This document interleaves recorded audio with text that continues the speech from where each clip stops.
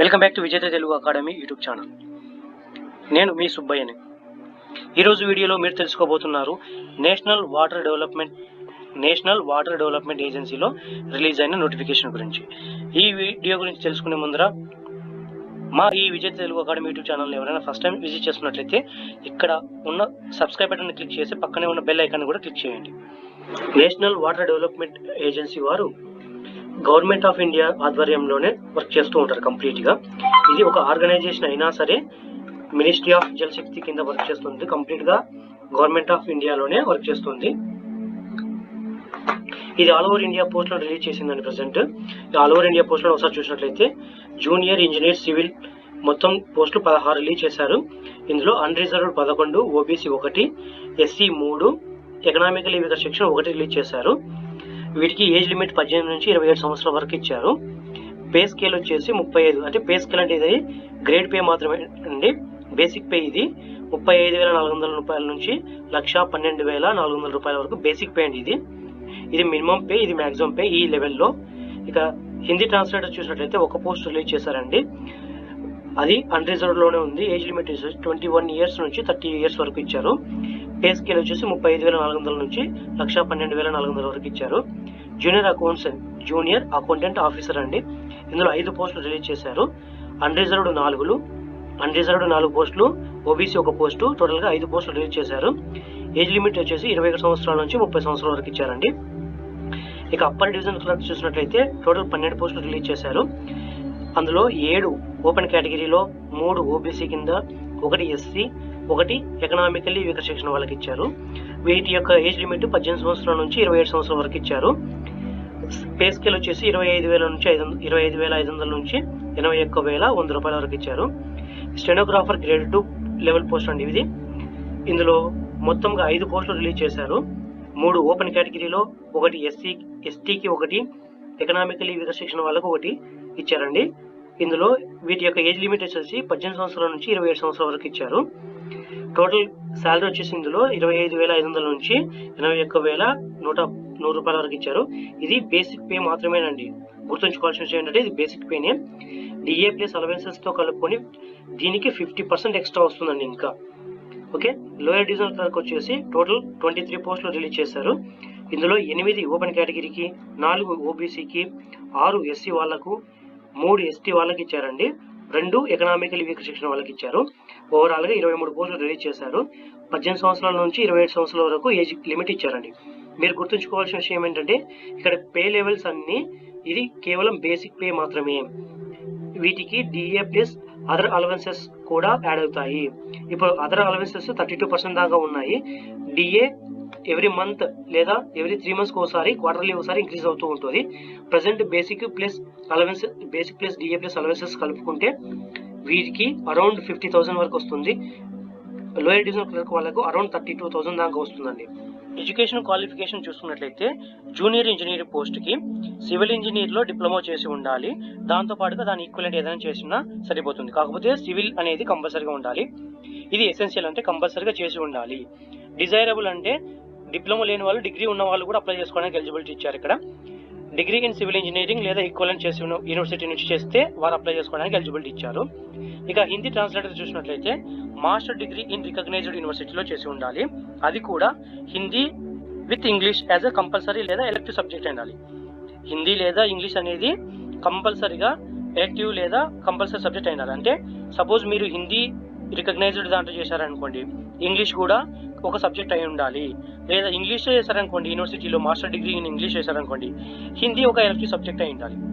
అలా లేకున్నా ఇంకో ఆప్షన్ ఇచ్చాడు ఇక్కడ, రికగ్నైజ్డ్ డిప్లొమా చేసి ఉండాలి లేదా సర్టిఫికేట్ కోర్స్ హిందీలో ట్రాన్స్లేషన్ చేసే విధంగా, హిందీ నుంచి ఇంగ్లీష్ కి లేదా ఇంగ్లీష్ నుంచి హిందీకి ట్రాన్స్లేషన్ చేసే విధంగా ఒక సర్టిఫికేట్ కోర్స్ చేసి ఉండాలి.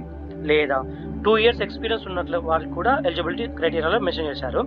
అది ట్రాన్స్లేషన్ వర్క్ లో హిందీ నుంచి ఇంగ్లీష్ కి, ఇంగ్లీష్ నుంచి హిందీకి ఏదైనా సెంట్రల్ లేదా స్టేట్ గవర్నమెంట్ లో వర్క్ చేసి ఉండాలి. అది 2 years వర్క్ చేసిన వారికి మాత్రమే ఈ హిందీ ట్రాన్స్లేషన్ కి అప్లై చేసుకోవడానికి ఎలిజిబిలిటీ కల్పించారు. ఇక జూనియర్ అకౌంటెంట్ ఆఫీసర్ చూసుకున్నట్లయితే డిగ్రీ ఇన్ కామర్స్ లో ఏదైనా డిగ్రీ ఇన్ కామర్స్ చేసి ఉండాలి. లేదా 3 years experience in cash and accountant గా వర్క్ చేసిన ఎక్స్పీరియన్స్ ఉన్న వాళ్ళు తీసుకోవాల్సి ఉంటుంది. ఇవి రెండు ఎసెన్షియల్ అండి.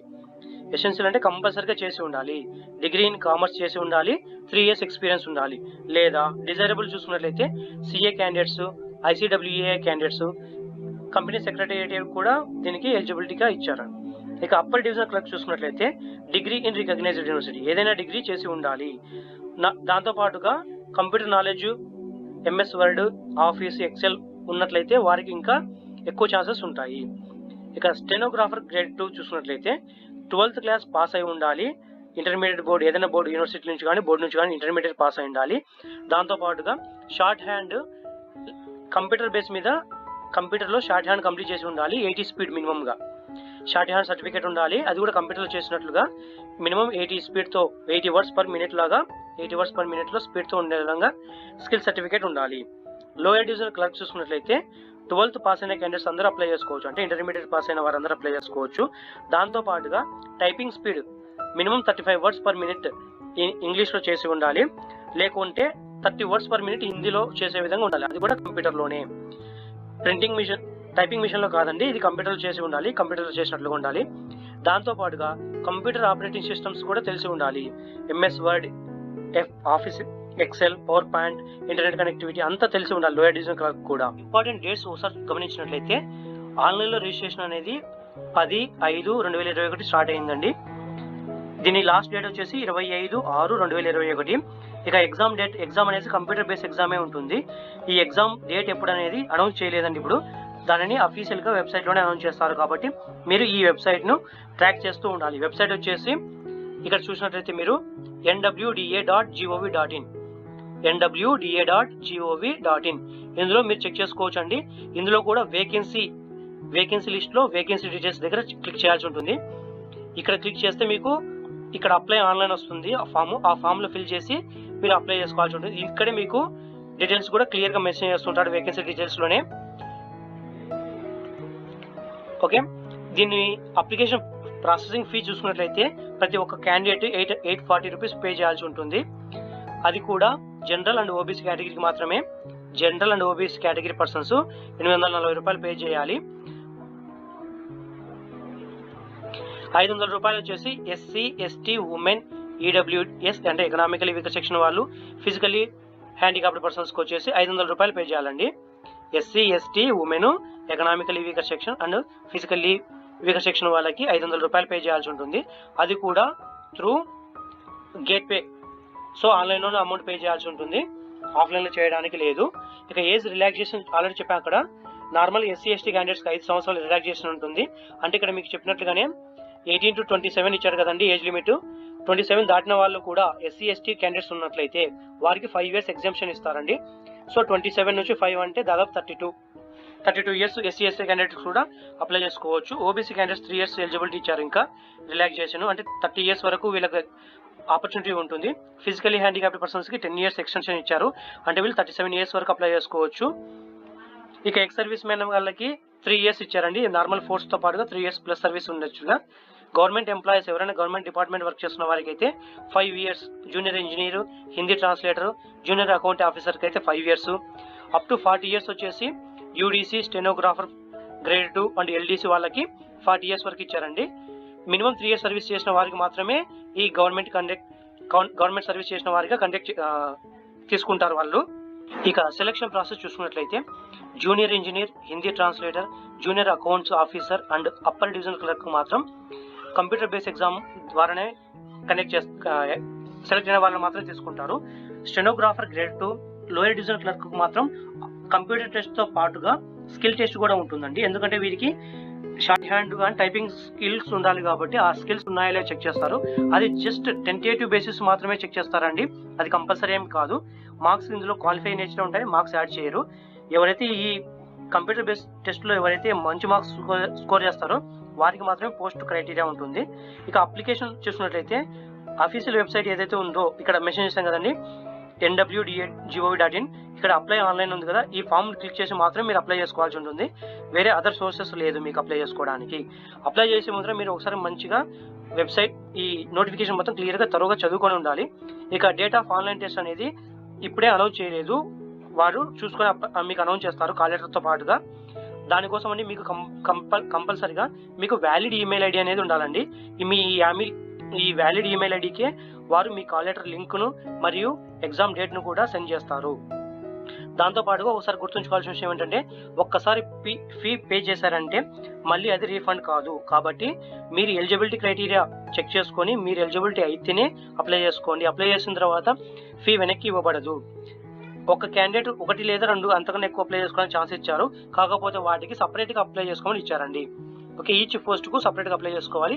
సపరేట్గా సబ్మిట్ ఫీ కూడా సపరేట్గానే పే చేసుకోవాల్సి ఉంటుంది ఈచ్ పోస్ట్కి. ఇక్కడ చెప్పేది కంపల్సరీగా వ్యాలిడ్ ఈమెయిల్ ఐడి ఉండాలని. త్రూ ఈమెయిల్ ఐడి ద్వారానే వారు మీకు కమ్యూనికేట్ అవుతారు. క్యాండిడేట్స్ కంపల్సరీగా ఈమెయిల్ ఐడిని చెక్ చేసుకుంటూ ఉండాల్సి ఉంటుంది. ఆన్లైన్లో అప్లై చేసుకోవాలి అనుకున్న వారి దగ్గర ఉంచుకోవాల్సిన డాక్యుమెంట్స్ ఏంటో చూద్దాం. ఇప్పుడు వ్యాలిడ్ ఈమెయిల్ ఐడి కంపల్సరీగా ఉండాలి, అది యాక్టివ్లోనే ఉండాలి. దాంతోపాటుగా scanned latest passport size photo ఉండాలి. అది కూడా మినిమం 3 నెలల మించి ఉండకూడదు. 3 నెలల ముందు మాత్రమే దిగినది అయి ఉండాలి. ఎప్పుడుదో నేను చిన్నప్పుడు ఫోటో పెడతానంటే ఇక్కడ సరికాదు. సిగ్నేచర్ అనేదాన్ని మీరు స్కాన్ చేసి పెట్టుకోవాలి. అది కూడా డిజిటల్ ఫార్మాట్లోనే, ప్రీడిఫైన్డ్ ఫార్మాట్లోనే పెట్టుకోవాలి సైజు కూడా. దాంతోపాటుగా మీ రిలవెంట్ డాక్యుమెంట్స్ అన్ని స్కాన్ చేసి పెట్టుకోవాలి. అవి education qualification, caste certificate, experience certificate and disability certificate ఏమైనా ఉన్నట్లయితే వీటన్నిటిని స్కాన్ చేసుకొని మీ ఆన్లైన్ అప్లికేషన్తో పాటుగా సబ్మిట్ చేయాల్సి ఉంటుంది. సబ్మిట్ చేసిన తర్వాత మీకు అక్నాలజ్మెంట్ రిజిస్ట్రేషన్ స్లిప్ వస్తుంది. ఆ రిజిస్ట్రేషన్ స్లిప్ని మీరు ప్రింట్అవుట్ చేసి పెట్టుకోవాలి. మీరు ఎలిజిబిలిటీ అయిన తర్వాత మీ ఈ ప్రింట్ స్లిప్ని కూడా మీరు మీతో పాటుగా మీ డాక్యుమెంట్స్తో పాటుగా సబ్మిట్ చేయాల్సి ఉంటుంది డాక్యుమెంట్ వెరిఫికేషన్ దగ్గర. ఎగ్జామ్ ప్యాటర్న్ ఒకసారి గమనించినట్లయితే జనరల్ ఇంగ్లీష్ లేదా హిందీ 20 క్వశ్చన్లు 20 మార్కులకి, జనరల్ నాలెడ్జ్ 20 క్వశ్చన్లు 20 మార్కులకి, లాజికల్ రీజనింగ్ 20 క్వశ్చన్లు 20 మార్కులకి, కంప్యూటర్ లిటరసీ 20 క్వశ్చన్లు 20 మార్కులకి, క్వాంటిటేటివ్ ఆప్టిట్యూడ్ 20 క్వశ్చన్లు 20 మార్కులకు, మొత్తంగా 100 క్వశ్చన్లు 100 మార్కులకు ఉంటుంది. ఈ ఎగ్జామ్ ప్యాటర్న్ అనేది అన్ని పోస్టుల వారికి సేమ్గా ఉంటుంది. దాంతోపాటుగా సివిల్ ఇంజనీర్ వారికి కొన్ని అడిషనల్గా యాడ్ అవుతాయి. Estimation, quoting, valuation, surveying, geotechnical engineering, foundation engineering, hydraulics, irrigation engineering, concrete technology, hydrology, వీటి నుంచి కూడా క్వశ్చన్లు వస్తాయి. General English, general awareness, computer literacy, quantitative ఆప్టిట్యూడ్తో పాటు ఎగ్జామ్ ప్రిపరేషన్ టిప్స్ చూసినట్లయితే maximum previous year question papers ఎక్కువ చేయడానికి ట్రై చేయండి. దానివలన మీరు ఒక ఎస్టిమేషన్ చేయగలరు, వెయిటేజ్ ఎంత ఎక్కువగా వస్తున్నారు, ఏ కాన్సెప్ట్స్కి ఎక్కువ వెయిటేజ్ ఇస్తున్నారని. దానివలన ఆ కాన్సెప్ట్ పైన మీరు ఎక్కువగా కాన్సన్ట్రేట్ చేసి చదవడానికి వీలుగా ఉంటుంది. దాంతోపాటుగా వీలైనన్ని మాక్ ఎగ్జామ్స్ ట్రై చేయండి. దానివలన మీకు ఎగ్జామ్లో ఫియర్నెస్ అనేది వెళ్ళిపోతుంది. దాంతోపాటుగా టెస్ట్ ప్రిపరేషన్ కూడా రివైజ్ చేయండి. చాలా వరకు కేర్ఫుల్గా రివైజ్ చేసిన వారికి ఎక్కువగా ఛాన్సెస్ ఉన్నాయి ఎగ్జామ్ క్రాక్ చేయడానికి. ఆన్లైన్ అప్లికేషన్ లింక్ ఒకసారి చూసినట్లయితే మీరు ఈ అడ్వర్టైజ్మెంట్ మరియు అప్లై ఆన్లైన్ లింక్ కోసం మీరు బాధపడాల్సిన అవసరం లేదండి. నేను కంప్లీట్గా ఈ అడ్వర్టైజ్మెంట్ లింక్ మరియు అప్లై ఆన్లైన్ లింక్ కూడా నా డిస్క్రిప్షన్లోనే కింద పొందుపరుస్తాను. అక్కడ నుంచి మీరు డైరెక్ట్గా అప్లై చేసుకోవడానికి వెసులుబాటు ఉందండి. ఇక్కడ మీరు అప్లై ఆన్లైన్ క్లిక్ చేయగానే మీకు కొత్త వెబ్సైట్ ఓపెన్ అవుతుందండి. ఆ వెబ్సైట్ పేజ్లో ఇక్కడ రిజిస్టర్ అండ్ లాగిన్ అని ఉంటుంది. లాగిన్ అనేది ఆల్రెడీ రిజిస్టర్ అయిన వాళ్ళ కోసం అండి. మీరు ఫస్ట్ టైం చేస్తున్నారు కాబట్టి రిజిస్టర్ క్లిక్ చేయాల్సి ఉంటుంది. రిజిస్టర్ క్లిక్ చేసిన తర్వాత ఇలా వస్తుంది అప్లికేషన్ ఫాము. ఇక్కడ మీరు ఏ పోస్ట్కి అప్లై చేస్తున్నారు అనేది ఇక్కడ సెలెక్ట్ చేసుకోవాల్సి ఉంటుంది. Application name, full date of birth, email ID అన్నీ ఇక్కడ ఏవైతే ఈ స్టార్ మార్క్ ఇచ్చారు కదండి, ఆ స్టార్ మార్క్ ప్రతి ఒక్కటి కంప్లీట్గా ఫిల్ చేయాల్సి ఉంటుంది.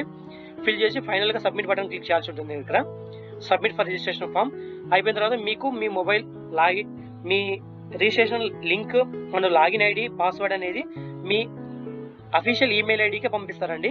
అక్కడ నుంచి మీరు తర్వాత ఫస్ట్లో చూపించాను కదా లాగిన్ పేజ్, ఆ లాగిన్ పేజ్లో వెళ్ళి మీరు లాగిన్ కావాల్సి ఉంటుంది ఫర్దర్ ఇన్ఫర్మేషన్ కోసం.